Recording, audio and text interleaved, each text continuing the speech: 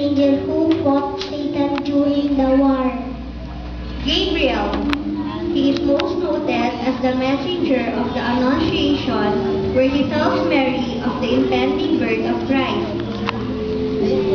Raphael, his most notable appearance in Scripture is his guiding of young Tobias in the apocryphal book of Tobit.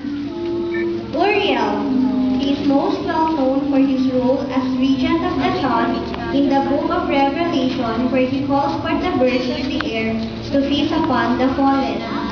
Samuel is considered alongside of Gabriel to be one of the angels who strengthened and comforted Jesus in Gethsemane.